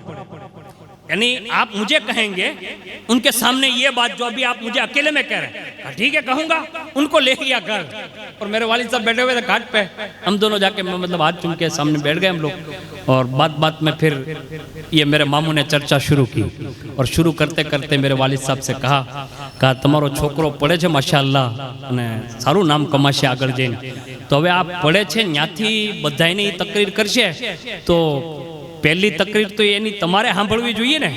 तो मेरे अब्बा इतने पढ़े लिखे नहीं, तो उन्होंने कहा तमे क्यों ने हूँ करवू जोईए? तो मेरे मामू ने कहा कि अगर इनको मौलाना बनाना है तो पहले आपको दाढ़ी रखना चाहिए। अल्लाह का शुक्र है कि मेरे मामू के ये जुमले और मेरी मौजूदगी थी तो उन्होंने वही नियत की, कहा एमा हूँ इंशाल्लाह आपने दाढ़ी रखी ली। तो अल्हम्दुलिल्लाह इस वक्त मेरे वालिद साहब बाशरा यानी दाढ़ी रखे हुए हैं, अल्हम्दुलिल्लाह। ये मैंने उस वक्त ये कोशिश की। फिर मेरे भाइयों पे मैंने कोशिश की, मेरे भाइयों ने भी माशाल्लाह दाढ़ी रखी, तो मुझे बड़ी खुशी होती है कि यार मैं खुद लोगों को समझाता हूँ तो मैं अपने घर पे भी मेहनत करूँ। मेरे भतीजे हैं उनसे भी मैंने कहा तो उन्होंने भी दाढ़ियाँ रखी। बहुत सारे दोस्त अहबाब आहिस्ता आहिस्ता ये काम शुरू किया तो बहुत सारे लोग इस मामले में मेरी मतलब हेल्प करने में साबित हुए। तो आपसे भी गुजारिश है, मैं आपके घर पर तो नहीं आ सकता, ये जनरली तौर पर आप इतने सारे घर के लोग मौजूद हैं, तो मैं इस कमेटी की जानिब से और बिलखुसूस आपके यहाँ के इमाम साहब की जानिब से आप सबको यह दावत देता हूँ कि हम सब मिलकर इंशाल्लाह कोशिश करेंगे, अपने वालिद साहब को दाढ़ी रखवाएंगे, अपने भाइयों को भी दाढ़ी रखवाएंगे और इंशाल्लाह अपनी बहनों को भी पर्दे की भी दावत देंगे इंशाल्लाह। कोशिश करना हमारा काम है, मिलेगा क्या वो बताने जा रहा हूँ। सुनिए, फारूक आजम ने इस्लाम कबूल किया और उसके बाद जो काम किए वो तो बहुत तवील है। मुझे अभी अजी साहब चर्चा कर रहे थे कि फारूक आजम के हवाले से आज इस किताब में से आप बयान करेंगे ना, तो मैंने कहा इसमें से सब बयान हो जाएगा। मैंने कहा ये तो एक जिल्द है, ऐसी 2 जिल्द है फारूक आजम के ताल्लुक से, 1 घंटे में ये बयान नहीं हो सकता, उसके लिए कई दिन चाहिए। लेकिन फारूक आजम का जो खास गोशा होता है वो पेश कर देता हूँ। मैं ये लेकर आया हूँ आज। मिलता क्या है मोमिन हो जाने के बाद, मुसलमान होने के बाद और इस्लाम को फरोग देने पर अगर आप और हम मददगार साबित हुए तो अल्लाह इज्जत कितनी देगा वो सुनिए। हजरत इमरान बिन हुसैन वो रिवायत फरमाते हैं कि मैंने रसूलुल्लाह सल्लल्लाहु अलैहि वसल्लम को ये फरमाते हुए सुना कि रोजे कयामत सब लोग जमा होंगे और उमर बिन खत्ताब एक जगह पर खड़े होंगे, उनके पास कोई चीज आएगी जो उनकी शक्ल में होगी, यानी फारूक आजम के पास एक शक्ल में कोई चीज आएगी और वो उनके शक्ल वाली हूबहू होगी। और वो कहेगी, ए उमर, अल्लाह आपको मेरी तरफ से बेहतरीन जज़ा अता फरमाए। ये हुजूर बयान कर रहे हैं कि कयामत में ऐसा उमर बिन खत्ताब के साथ होगा, कोई चीज आएगी उनकी शक्ल में होगी और ये जुमला कहेगी कि अल्लाह, ए उमर, अल्लाह आपको बेहतर जज़ा दे। वो पूछेंगे, यानी फारूक आजम, कि तुम कौन हो, यानी वो आने वाली शक्ल से जो फारूक आजम जैसी जोगी, पूछेंगे तुम कौन हो। तो ये आने वाली शक्ल में फारूक आजम की जो शक्ल में आएगा वो कहेगा, उमर पहचानते नहीं, मैं ही इस्लाम हूं। यानी इस्लाम कयामत के दिन उमर बिन खत्ताब के पास उनकी सूरत में लाया जाएगा और वो कहेगा मैं इस्लाम हूं। ए उमर, अल्लाह आपको बेहतरीन जज़ा दे कि आपकी वजह से अल्लाह ने मुझे इज्जत से सरफराज फरमाया था। यानी ये इस्लाम आकर इकरार करेगा। आगे सुनिए, फिर फरमाया, उसके बाद निदा आएगी, यानी गैबी तौर पर, खबरदार, उमर बिन खत्ताब से पहले किसी को नामाए आमाल ना दिया जाए। यानी नामाए अमल जब इंसानों को दिए जा रहे होंगे उस वक्त ये खिताब होगा, कहा उमर बिन खत्ताब से पहले किसी को ना दिया जाए। चुनांचे आपको सबसे पहले आपका नामाए आमाल सीधे हाथ में दिया जाएगा और कहा जाएगा कि ये नामा अमाल लो और जन्नत की तरफ रवाना हो जाओ। यानी नामा अमाल देकर जन्नत की तरफ रवाना कर दिया जाएगा। हुजूर फरमाते हैं कि ये फरमान जन्नत निशान होकर फारूक आजम रदी अल्लाह ताला अन्हु उस वक्त बहुत रोएंगे और उसके बाद उनसे जो कलाम हक ताला अपनी शान शान फरमाएगा, यानी फारूक आजम रदी अल्लाह ताला अन्हु से। तो ये मनसब जो है ना, ये इस्लाम को इज्जत देने की वजह से अल्लाह फारूक आजम को अता फरमाएगा। ये कयामत के दिन होगा। आगे सुनिए, हजरत सैयदना उबय बिन काब फरमाते हैं कि हुजूर ने यह भी बयान किया कि कयामत के दिन सबसे पहले हक फारूक आजम को सलाम करेगा। ये उबय बिन काब फरमाते कि हुजूर ने यह कहा कि उमर बिन खत्ताब को सबसे पहले हक सलाम करेगा और फरमाया उसकी शान शान उमर बिन खत्ताब से मुसाफा करेगा और सबसे पहले उनका हाथ पकड़कर उन्हें जन्नत में दाखिल फरमा देगा। ये इस्लाम को फॉलो करने और उसको इस्लाम को इज्जत देने की वजह से कयामत के दिन फारूक आजम के साथ ये व्यवहार किया जाएगा। आगे सुनिए, अब ये हक से मुराद क्या है? तो उसका खुलासा मुहद्दिसीन ने यह दिया कि हक से मुराद या तो फरिश्ता है, यानी फरिश्ता आएगा, बाकायदा उनसे पहले सलाम करेगा, मुसाफा करेगा और उसके बाद हाथ पकड़कर जन्नत में दाखिल करेगा। एक ये कि जिसके जरिए दुरुस्त यही है कि उनसे कलाम किया जाएगा। या हक से मुराद जो बातिल की जिद होता है, हक का सलाम और मुसाफा करना उनके लिए मशवरा वगैरह जाहिर होने से किनाया मुराद है और कल बरोज़े क़यामत अल्लाह ताला उसको जिस्म दे देगा और वो जिस्मानी शक्ल में आकर फारूक आजम को सलाम करेगा और बाकायदा उनका हाथ पकड़कर उन्हें जन्नत तक ले जाएगा। ये फारूक आजम रज़ी अल्लाह ताला अन्हु की शान होगी। आगे सुनिए, अब जब फारूक आजम जन्नत में जाएंगे तो किस शक्ल में, किस सूरत में और किस अंदाज में जाएंगे? हजरत सैयदना अब्दुल्लाह इब्न अब्बास फरमाते हैं, ये मैं इस ज़िम्न में बता रहा हूँ कि अगर हम खुद ही अपने घर में इस्लाम नाफिज करने लगेंगे और इस्लाम को फॉलो करने लगेंगे तो अल्लाह क़यामत के दिन फारूक आजम के सदक़े में ये इज्जतें हमें और हमारे घर वालों को अल्लाह देगा। लेकिन कब होगा? जब हम इस्लाम को अपने घर में नाफिज करेंगे। अब वो इज्जत क्या है सुनिए। हजरत अब्दुल्लाह इब्न अब्बास फरमाते हैं कि रोज़े क़यामत निदा आएगी, सबसे पहले ऐनल फारूक, यानी फारूक कहाँ है? तो आप रज़ी अल्लाह ताला अन्हु को पेश किया जाएगा।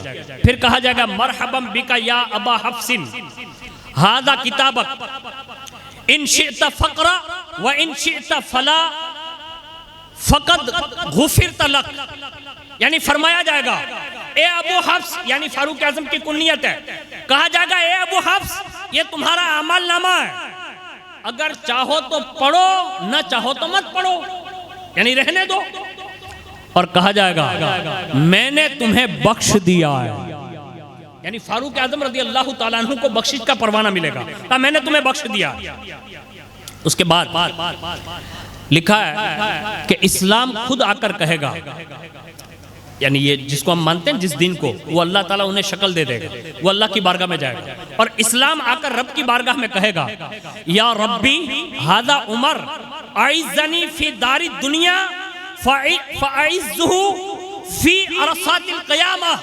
यानी ए अल्लाह, ये उमर है जिन्होंने दुनिया में मुझे मुअज़्ज़ज़ किया, आज कयामत की इस दुश्वार कुन घाटियों में ए अल्लाह तू भी उमर को मुअज़्ज़ज़ फरमा दे। यानी कयामत के पस मंजर में भी उमर को इज्जत अता फरमा। उसके साथ ही आपको एक नूरानी ऊंटनी पर बिठा दिया जाएगा और फरमाया 2 ऐसे जुब्बे पहनाए जाएंगे कि अगर इनमें से एक जुब्बा भी दुनिया के सामने खोल दिया जाए तो उसकी महक से पूरी दुनिया मुअत्तर हो जाएगा। यानी इतने मुअत्तर जुब्बे अल्लाह फारूक आजम को पहनवाएगा और उसके बाद फरमाया जाएगा उन्हें एक सवारी पर सवार किया जाएगा और 70,000 झंडे, यानी अलम जिसको कहते हैं ना, जिस पर फरेरा मतलब लहराता है, अलम जिसको कहते हैं, यानी ये झंडा है और ये जंगों में लगाया जाता था, तो वो झंडे लाए जाएंगे और वो सारे 70 झंडे आगे आगे लहराते हुए लोगों को चलाया जाएगा और फिर आवाज लगाई जाएगी, या अहलल मौक़फ़ी हादा उमर फारिफू, ए अहले महशर पहचान लो यही उमर बिन खत्ताब है। यानी जन्नत में जाने से पहले उनके आगे आगे 70 झंडे वाले लोग होंगे और बाकायदा फारूक आजम के हवाले से ही आवाज देते हुए जाएंगे और उन्हें जन्नत में यूं पेश किया जाएगा। ये फारूक आजम रज़ी अल्लाह ताला अन्हु को इस्लाम ने इज्जत वहां कयामत के दिन दी है। दुनिया में कितनी दी है वो तो पूरी दुनिया में साबित है, लेकिन इससे बढ़कर और क्या कहूं कि 1447 में सुमरा जमात खाने में जश्न इमाम हुसैन में अगर जिक्र फारूकी हो रहा है तो ये भी इस्लाम की अता करदा इज्जत ही है कि 1450 साल के बाद भी अगर हम सब मिलकर फारूक आजम का तस्करा कर रहे हैं तो ये बड़ी इज्जत ही है। लेकिन जो सबसे बड़ी इज्जत फारूक आजम को अल्लाह ने अता फरमाई है, इससे बढ़कर और क्या समझा दूं कि इस वक्त जिसमें हम और आप अभी ये 11:15 के करीब, इस वक्त भी अगर रसूलुल्लाह के कुर्ब में अबू बकर के बाद अगर सबसे ज्यादा करीब किसी को आराम करने और सोने का शर्फ हासिल है तो वो सैयदना उमर बिन खत्ताब को हासिल है। यानी आज भी फारूक आजम हुजूर के पहलू में, हजरत फारूक आजम सिद्दीक अकबर के फौरी बाद यानी हुजूर के करीब लेटे हुए हैं। यानी अगर ये कहूं तो बजा होगा, गुंबदे खजरा के साये तले अगर 3 जातें जो आराम फरमा रही है, जहां 70,000 फरिश्ते सुबह आते हैं, 70,000 फरिश्ते शाम आते हैं, अगर उन 3 नुफूसे कुदसिया में से कोई एक जात है तो वो उमर बिन खत्ताब की जात है। यानी फारूक आजम वहां आराम फरमाए जहां फरिश्ते सुबह शाम 70,000 की तादाद में सुबह शाम आते हैं और हुजूर पर सलात व सलाम पेश करते हैं। इससे बड़ी इज्जत और क्या हो सकती है।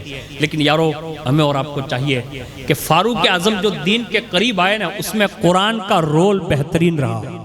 यानी सूरह तहा का जो मैंने जिक्र किया ना, ये एक सूरत का नाम है। अगर पूरा कुरान पढ़ोगे ना, अल्लाह इसकी बेहतरीन मतलब नेमतें तुम्हें और हमें भी, पूरी सोसाइटी में भी अल्लाह नसीब फरमाएगा। आज से कोशिश करना फारूक आजम का जिक्र खैर सुने। अगर 2 बेटे हैं, एक बेटे के लिए नियत कर लें, मैं तो कहता हूँ दोनों के लिए नियत करें, लेकिन आपके ज़ौक़ के मुताबिक अर्ज़ कर रहा हूँ। एक बेटे के लिए नियत कर लें, उससे दुरुस्त कुरान पढ़वाएंगे ज़रूर इंशाअल्लाह। नियत करें, दिल में इरादे करें, मैं हाथ नहीं उठवाता, खाली दिल में नियत करें कि कम से कम अपने बेटे को मखारिज के साथ दुरुस्त कुरान सिखाने की नियत करें। दूसरी मेरी बहनें नियत करें, अगर 2 बेटियां हैं, एक बेटी के लिए नियत कर लें कि इंशाअल्लाह जीते जी हजरत फारूक आजम की बहन उम्मे जमील की नियत से अपनी बेटी को भी दुरुस्त कुरान पढ़ाऊंगी। ये नियत करें। ये नियतें जो है ना, कभी कभी बख्शिश की जमानत बन जाती है। आप समझ रहे मेरी बात? हाँ, एक बुजुर्ग के बारे में मशहूर है कि उनके करीब में एक बंदा रहता था थोड़ा था बेचारा मेरे जैसा रखड़ू सकड़ू पकड़ गिरदारी, यानी कोई खास अमल उसके नहीं थे। उसका इंतकाल हो गया। जैसे उसका इंतकाल हुआ, चंद रोज के बाद वो बुजुर्ग ने ख्वाब में देखा। ख्वाब में देखा ना तो क्या देखा कि उसकी जो कब्र है, यानी अंदर वो गुलाबों से मतलब भरी पड़ी है, यानी खुशबुएं मतलब महक रही है। बुजुर्ग ने देखने के बाद हाल अहवाल पूछे और उसके बाद ख्वाब पूरा हो गया। दूसरे दिन वो बुजुर्ग उसके घर गए, उसकी बीवी के पास, और जाकर पूछा खाली, कहा इनके अमल कोई ख़ास नहीं थे, यानी जिसके ज़रिए उनकी कब्र गुलाबों से भरी हो। आप बता सकती हैं कि इनकी ज़िंदगी में कोई ऐसा अमल जो वो करते हो और वो तुम्हें भी पता हो? तो बीवी बीवी होती है, वो घर के हालात जानती होती, बाहर के तो नहीं जानती, तो घर के अंदर के उसके हालात उनको पते थे। तो उन्होंने कहा कि हज़रत कोई बड़ी बात तो नहीं कहती, लेकिन एक छोटी सी बात मैं देखती थी उनको। कहा क्या? कहा जब वो बाहर से आते थे तो हाथ पैर धोते, यानी अपनी ज़बान में यूँ कह ले वुज़ू करते, वो वुज़ू करते, हाथ मुँह धोते, और सोने से पहले वो अलमारी में जो कुरान शरीफ रखा हुआ है उसको वहाँ से उठाते और जुज़दान खोलते और यूं उंगली रखते सूरह फातिहा से और कहते कि अल्लाह इसमें क्या लिखा है वो तो नहीं जानता हूं। क्या कहते हैं? ए अल्लाह इससे तो नहीं जानता कि इसमें क्या लिखा हुआ है, लेकिन उंगली रखकर इसे घुमा रहा हूं, इतना जानता हूं कि इसमें जो कुछ तूने कहा है वो सच कहा।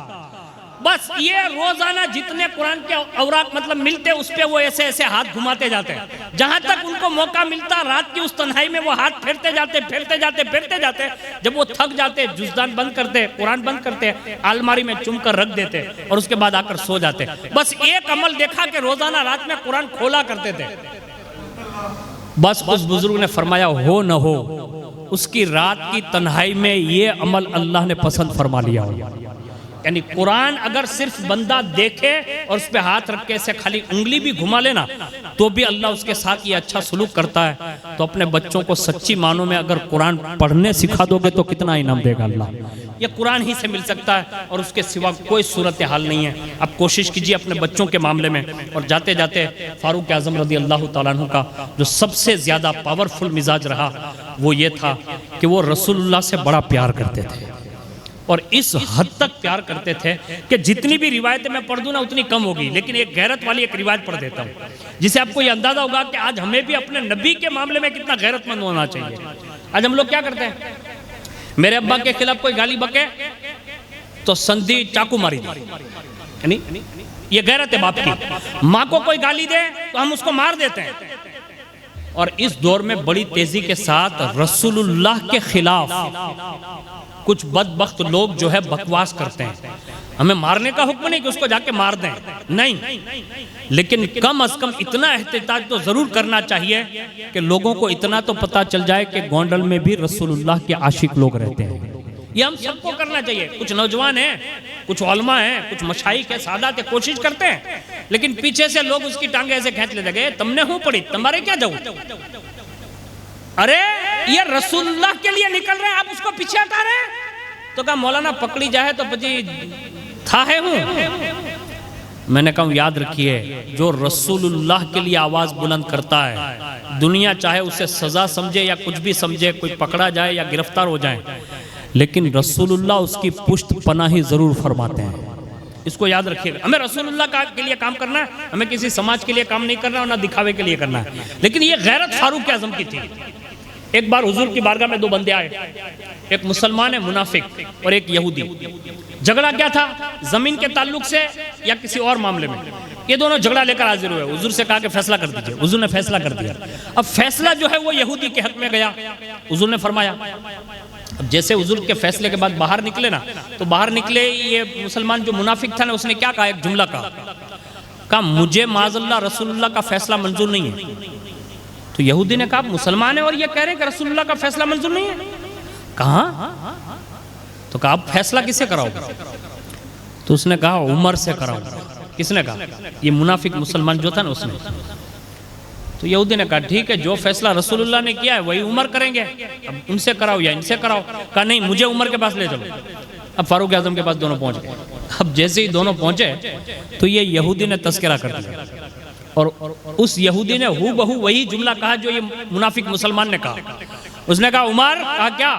कहा ये फैसला हम तुम्हारे नबी के पास करवा के आए हैं, लेकिन ये जो बनाम मुसलमान है मुनाफिक, कहा हाँ, कहा ये कहता है कि मुझे रसूलुल्लाह का फैसला मंजूर नहीं है। बस इतना फारूक आज़म ने सुना, वहीं से उड़ गए और सीधे घर के अंदर दाखिल होते हुए कहा ठहरना, अभी उमर तुम्हारा फैसला करता है। वहीं से अंदर से आए, हाथ में नंगी तलवार थी, और आते ही उस मुनाफिक मुसलमान की गर्दन मार दी, यानी उसको कत्ल कर दिया।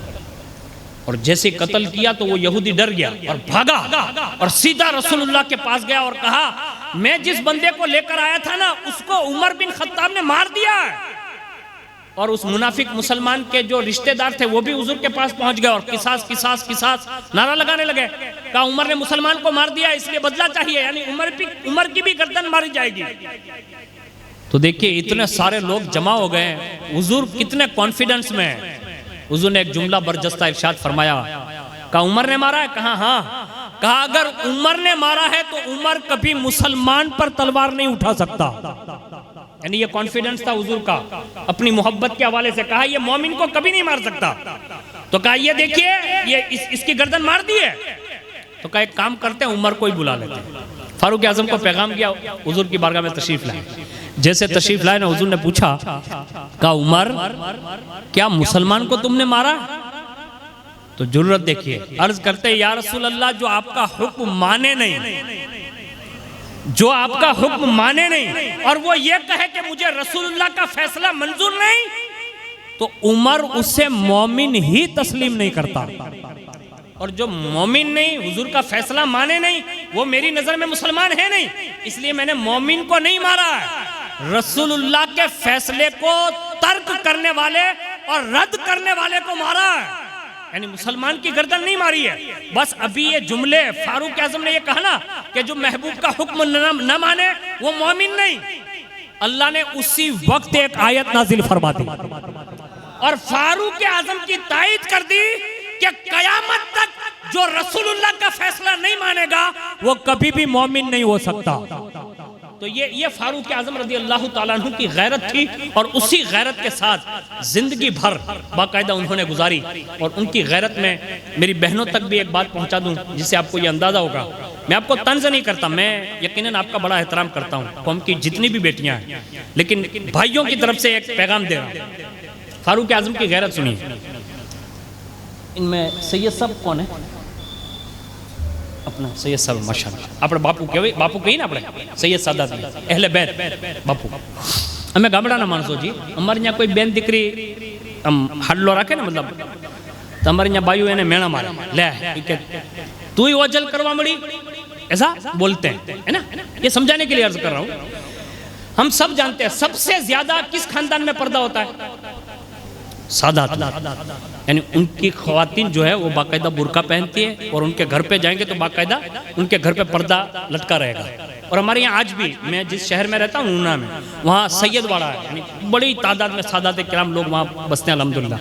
आज भी वो लोग अपने उस एहतराम में मतलब बाकी है कि वो बड़ा पर्दा करते हैं।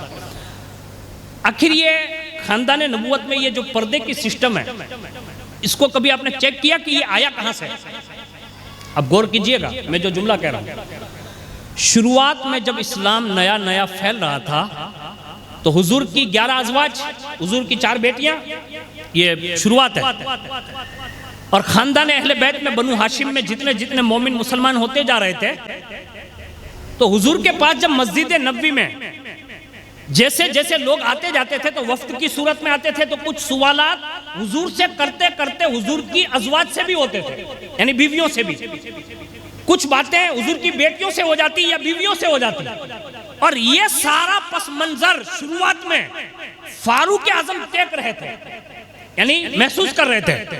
थोड़े दिन तो देखा, फिर थोड़े दिन के बाद हुजूर से एक दिन करीब गए और हुजूर से अर्ज किया, या रसूल अल्लाह, मेरी गैरत ये गवारा नहीं करती कोई रसूलुल्लाह की बीवी से डायरेक्ट बात कर ले, रसूलुल्लाह की बेटी से कलाम कर ले। कहा, उमर चाहते क्या है?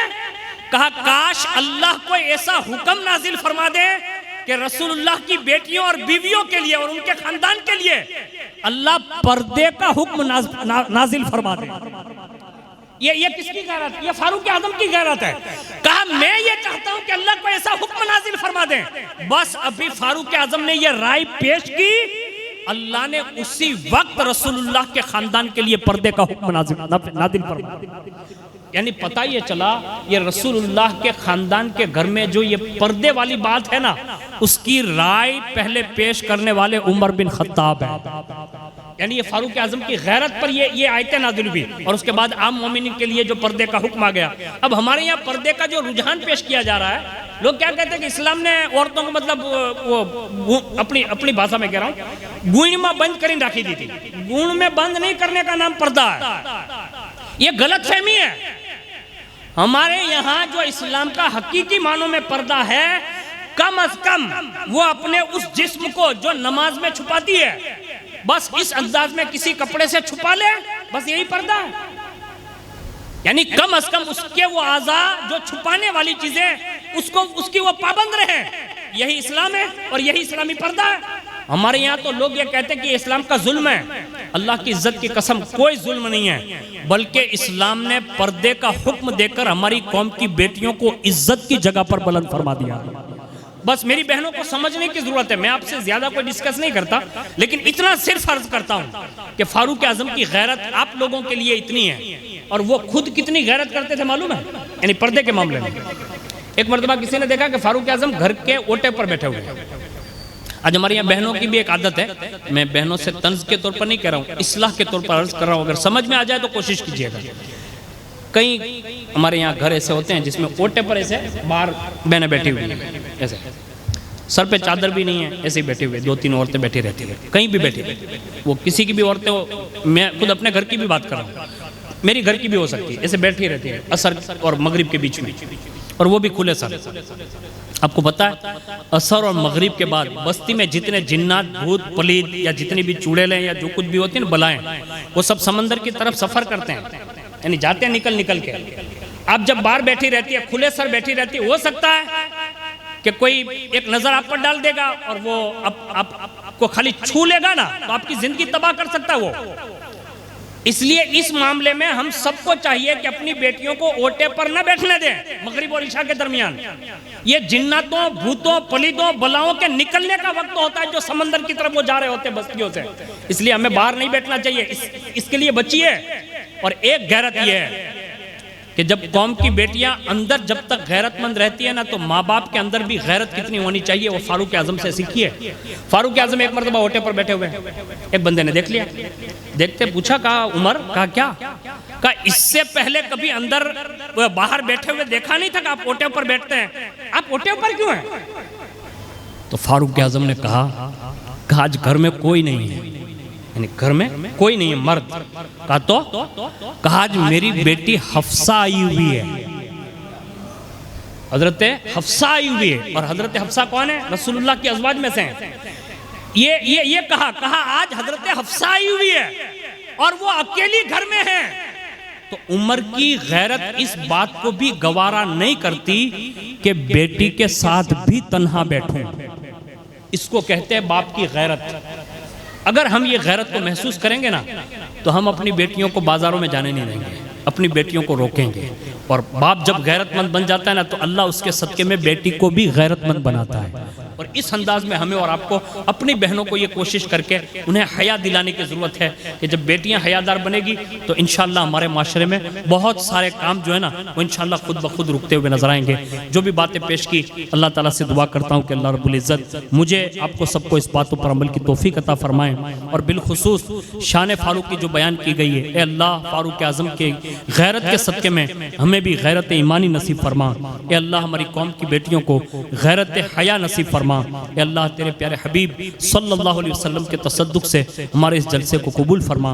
ए अल्लाह जितने भी लोग हाजिर हैं, उठने से पहले हम सबको सच्ची तौबा की तौफीक अता फरमा। ए अल्लाह इस्लाम को फॉलो करने, इस्लाम को फैलाने, इस्लाम को आम करने और बिलखुसूस अपने घरों में इसे आम करने की तौफीक अता फरमा। आमीन या रब्बल आलमीन बिरहमतिका या अरहमर राहिमीन। अस्सलामु अलैकुम व रहमतुल्लाहि व बरकातहू।